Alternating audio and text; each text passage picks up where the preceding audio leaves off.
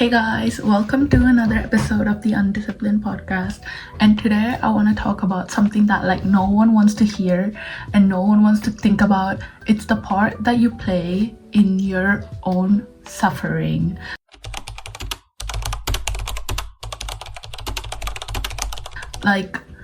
It's so easy to blame people, it's so easy to blame situations, it's so easy to blame circumstances, but if you look back and really dissect the situation, you will see that you had a part in it as well.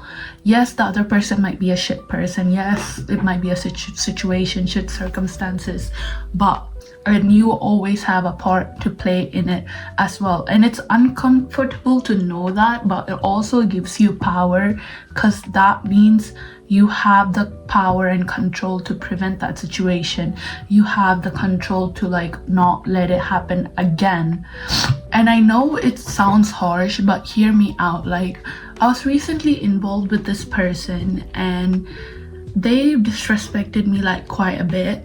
And it was so easy for me to blame that person. It was so easy for me to be oh, why would they do that? Why didn't they meet me halfway? Why couldn't they have done that? They're a shit person. They're not kind. It's so easy to go and bitch around to people.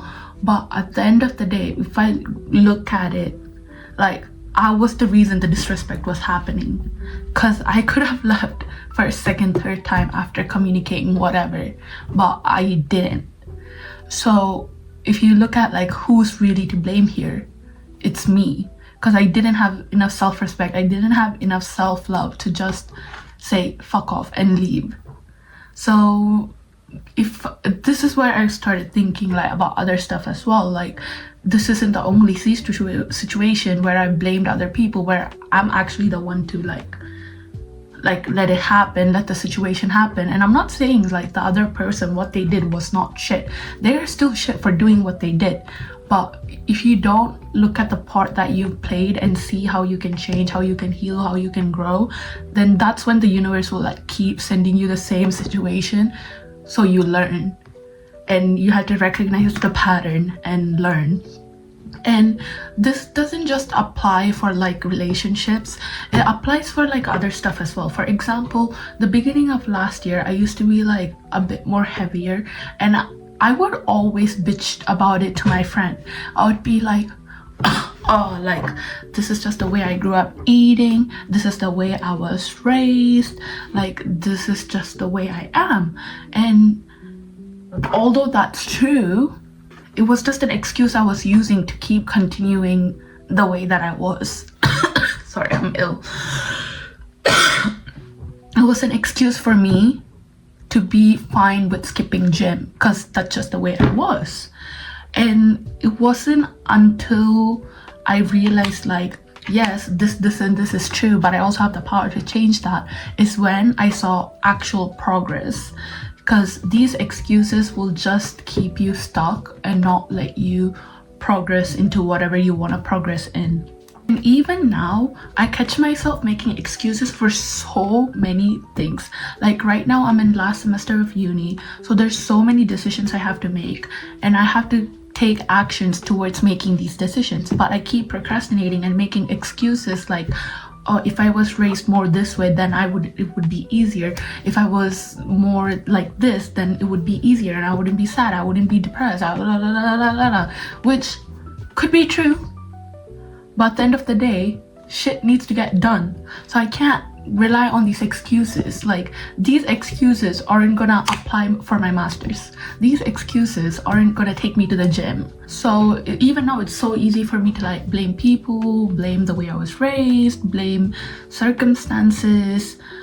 But I actively try to see the role that I played in my suffering as well. For example, when I was heavier, I make excuses, but the reason I was heavier or I was unhappy was because of me, because I kept making excuses. The reason I'm so stressed is because I'm refusing to take actions because of these excuses. And as I said, these excuses aren't going to take me anywhere. It's really good if you look back and see the role that you played in your own suffering and what choices led to what. And it's not just about negative things. Self-awareness isn't just about recognizing like what you do bad. That's self-criticism, which honestly I do a lot. But you also can look at what actions you took or what choices you made that helped in a positive situation, so you can make sure it happens again.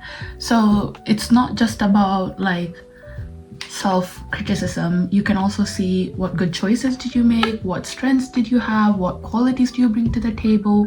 Because if you're looking at negative, it's not self-awareness, that's just self-criticism. And I feel like we need both, but it's obviously good to have more like self-awareness than self-criticism, because self-criticism sometimes can drain you. Everyone makes choices. It's your choice to keep making excuses. It's your choice to ignore the excuses and push through. We can analyze our patterns, recognize like how they show up in our lives, and actively work towards something better, because that's what growth is about: giving better to ourselves and our surroundings and our future. So if you take anything from this episode, know that like you are part of your own suffering, and while that is harsh, it gives you power for you to grow and heal and change and make sure the negative situation doesn't repeat again and positive situations will repeat again. So you have the power to change it. And thanks for listening, and I'll see you guys next episode. I feel like this episode was kind of all over the place, but I'm not sure. Honestly, I don't even know. The like structure is out the window. Everything's out the window. I don't even know what I'm doing. But thanks for tuning in, and thanks for listening. Bye.